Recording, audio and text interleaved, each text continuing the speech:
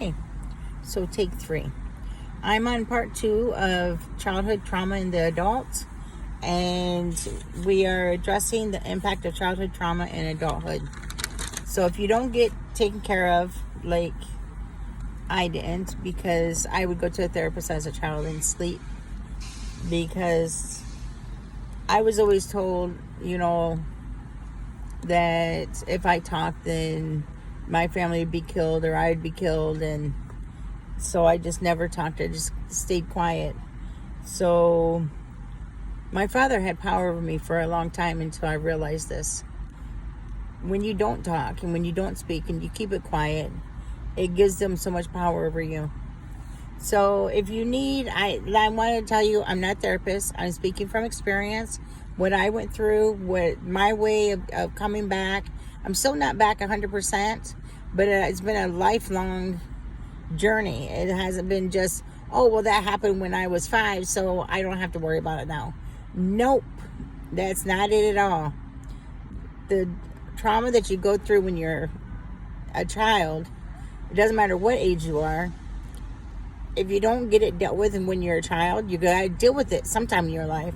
So if you're 80, then you gotta deal with it. If you never dealt with it before, your body will shut down and you will be sick until you deal with it. So, and you will never be happy. This is another thing that I had to learn about being happy, is if I wanted to be happy, I had to deal with this stuff. So let's get into it for today. It's short because I don't want to do too much and then it's overwhelming. And if it's triggering, I'm very sorry. Like I said, I'm not a therapist, but I've seen therapists. If you need to see a therapist, go for it. Only thing I didn't do was take medicine, and I did try to take medicine, but it made me feel like I was not me, like I was somebody else, and I couldn't deal with that at all. So even though it was scary being me at the time, I still didn't like the medicine. Okay, so it impacts their mental health and well-being. Childhood trauma can lead to a range of mental health issues, including depression, anxiety, PTSD, and substance abuse. I have all the above except for substance abuse. I've always been scared of drugs and drinking. Addressing these issues is crucial for improving on a person's overall well-being and quality of life. Absolutely deal with it when you're a child. Physical health. Childhood trauma has been linked to various physical health problems such as heart disease, which I have, obesity, which I have, and chronic pain, which I have. Treating trauma-related stress can positively impact physical health outcomes. And that's what I'm doing now, because I don't want to get sicker, and I don't believe in doctors, so I have to do what I can do to release whatever trauma that I'm still holding on to. Relationships, which I have a problem with as well. Trauma can affect the ability to form healthy relationships. Addressing trauma can lead to improved interpersonal skills, healthier relationships, and reduced risk of repeating patterns of abuse and dysfunction. Parenting and caregiving. Adults who have experienced childhood trauma may struggle with parenting or caregiving. My struggle with parenting and caregiving, my sisters told me that they were going to take my kids away from me. I was the worst mother in the world. And so I did have a lot of issues with parenting. Addressing trauma can help break the cycle of abuse or neglect, creating a healthy environment for the next generation. So I didn't do that. So my kids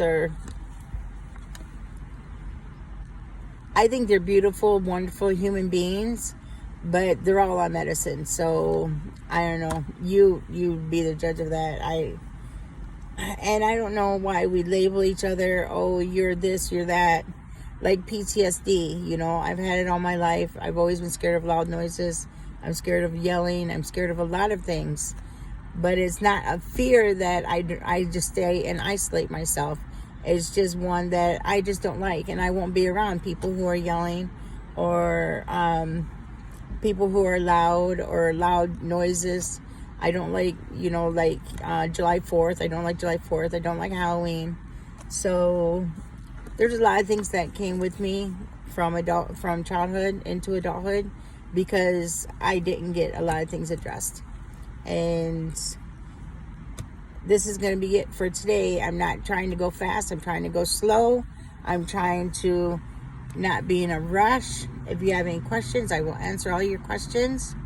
I speak from experience to let you know that this is a very hard thing to go through. The childhood trauma. It's very difficult.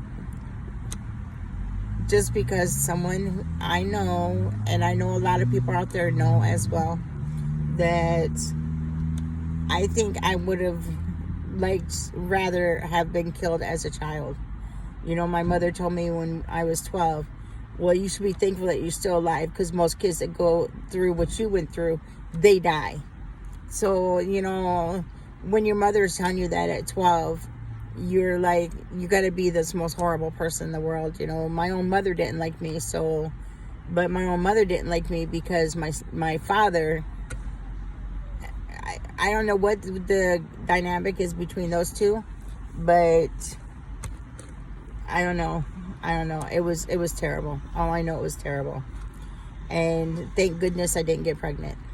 I was too young. So we will talk about this more later. And I hope you're having a wonderful day. And I can only smile today because I went through all the tears. I went through everything. There's still stuff that I wrote down that's triggering for me. But for the most part, I went through everything. It is tough. It's very tough. And I felt like I was alone. I want you to know you're not alone. Absolutely, you're not alone. Hit me up. I don't care. I'll answer any question. Nothing is hidden anymore. Everything's out in the open. It is what it is. I want to be healthy. I want to be happy. And teach unconditional love. You have to have unconditional love for yourself. That's why I'm going through this today. Because I am showing myself unconditional love. I love you, and I pray that you are doing well today. And I will see you either tomorrow or the next day. Have a great day, and God bless.